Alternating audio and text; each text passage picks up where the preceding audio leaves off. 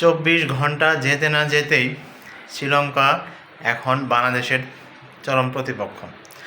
Super ফোরের প্রথম ম্যাচে বাংলাদেশ শ্রীলঙ্কার সাথে মোকাবেলা করতে যাচ্ছে, যেখানে এই 24 ঘন্টা আগেই শ্রীলঙ্কা বাংলাদেশের চরম বন্ধু ছিল। কারণ শ্রীলঙ্কা যদি জিতে যেত আফগানিস্তানকে হারিয়ে, তাহলে বাংলাদেশ সুপার ফোরে উঠে যেত এবং বাংলাদেশের খেলা নিশ্চিত হয়ে যেত। সেটাই হয়েছিল, কিন্তু এই 24 ঘন্টা যেতে না যেতেই এখন শ্রীলঙ্কার চরম প্রতিপক্ষ হচ্ছে বাংলাদেশ, এবং তারা দুই দল এই সুপার ফোরের প্রথম ম্যাচে মোকাবেলা করবে। এখন পর্যন্ত শ্রীলঙ্কা এবং বাংলাদেশ মোট 21টি ম্যাচ খেলেছে, যেখানে শ্রীলঙ্কার জয়ের পাল্লার ভার বেশি। শ্রীলঙ্কা এখন পর্যন্ত 13টি ম্যাচে জিতেছে বাংলাদেশের সাথে।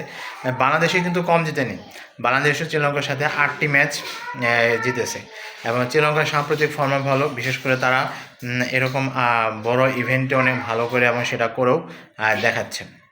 এখন বাংলাদেশের এই প্রথম সুপার ফোরের ম্যাচে একাদশ কী হবে? একাদশে কি পরিবর্তন হবে? একাদশে কি নতুন কাউকে ঢোকানো হবে?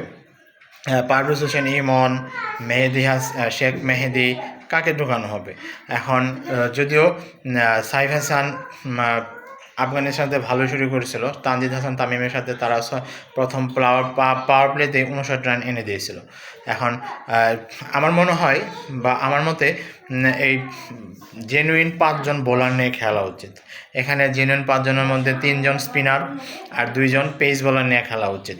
কারণ 3 জন স্পিনারের মধ্যে 2 জন স্পিনার তো অলরেডি আছে, রিশাদ হোসেন এবং নাসুম আহমেদ, তারা তো খেলবেই।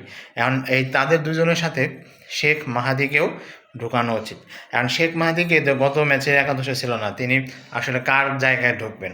এখানে আমার মতে মনে হয় তাহিদ হৃদয়, শামীম হোসেন পাটোয়ারি, নুরুল হাসান সোহান, জাকের আলী অনেক, এদের মধ্যেই যে কোনো একজনেরকে ড্রপ করে শেখ মাহাদিকে ঢুকানো উচিত। এর মধ্যে সবচেয়ে তাহিদ হৃদয় এবং জাকের আলী অনেকের দুজনের মধ্যে একজনকে ড্রপ করে শেখ মাহাদিকে ঢোকানো উচিত। আপনারা খেয়াল করে দেখবেন, তাহিদ হৃদয় 2 ম্যাচে ছোটো ছোটো ইনিংস রান করেছিল, একটা 20+ রান, একটা 30+ রান। এখন তাকে ড্রপ করে আমার মনে হয় শেখ মাহিদিকে ঢোকানো উচিত।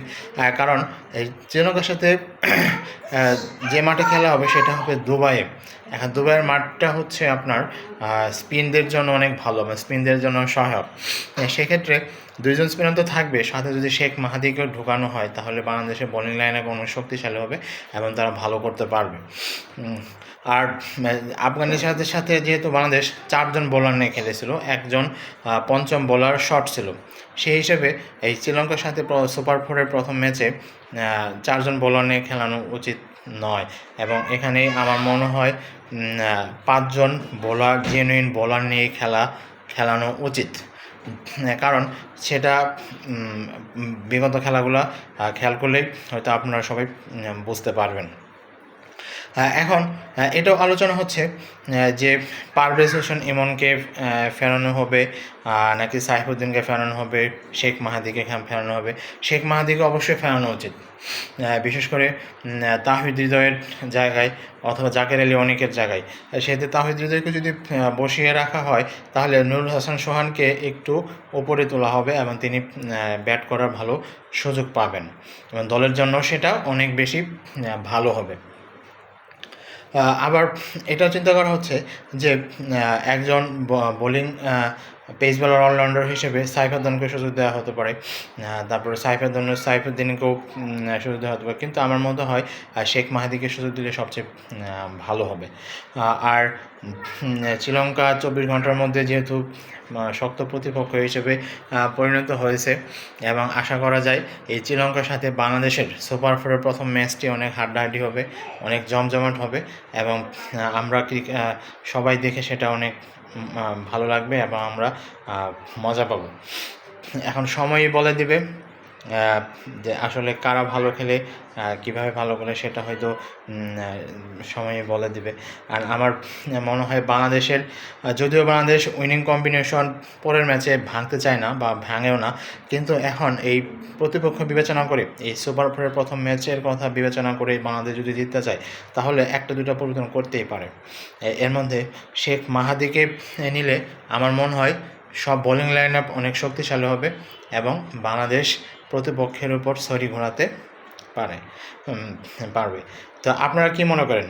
আপনারা আপনাদের মতামত জানাতে পারেন কমেন্টের মাধ্যমে, এবং আপনারা আশা করি আপনাদের সবাই অনেকে মতামত জানাবেন। তো বাংলাদেশ আসলে এই সুপার ফোরের প্রথম ম্যাচে শ্রীলঙ্কার সাথে কীরকম করতে পারে। ধন্যবাদ সবাইকে, ভালো থাকবেন।